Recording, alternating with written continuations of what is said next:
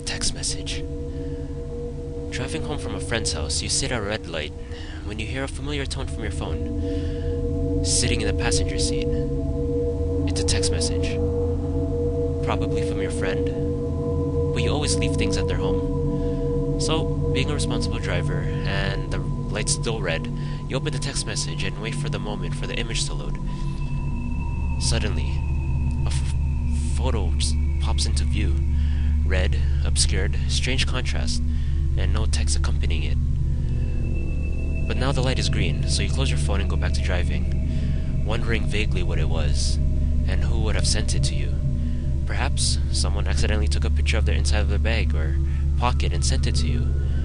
But you're still caught wondering as you pull up to the next light, also red, and another little tone from your phone. You flip it open, hoping for an apology from the friend, but you find yourself waiting as another photo leads on the screen. This one, still mostly red, but textured now, with scraps of blue. But it's still undiscernible.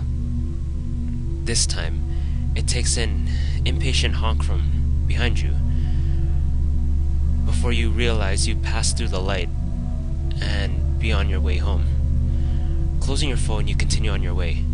You sit uncomfortable now as the tone rings again. Yet another stop signal. You pause, hesitate, and then open the phone.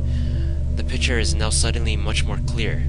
The scrap of blue seems to be the ragged edge of a bit of denim, half blood-soaked and laying across a pile of entrails, torn bottom of the shoulder blade to the tops of the thighs. But it's unmistakably human.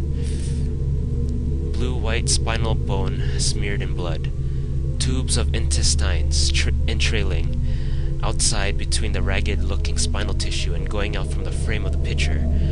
You choke at the back of your throat, full of bile, and throw the phone back into the passenger seat, happy to be on your way again, and dreading the knowledge that you won't be able to look as you hear that tone again. There's some relief as you realize that there's no more stoplights before you reach your home. But as you pull up to that red stop sign, the bottom of the stomach drops, and you feel the cold sweat build on the back of your neck. You have already picked up the phone, even before that tail, little tone has you told that there's a message. The cell vibrates in your hand. As you flip it open, your mind has gone to autopilot, driving home with your eyes on the screen as the newest photo loads. Intestines piled up almost artistically to the side of the body.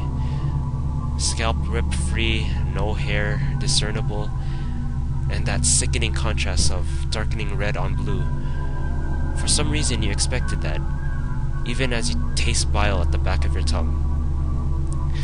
It's not as close or absurd. Flesh torn apart by God knows what, and blood-soaked so far into the threadbare fabric of your hand-me-down couch, the one you have in your living room. You pull your car into the park, hand shaking as you make your way up to the front door. You can't stop yourself now.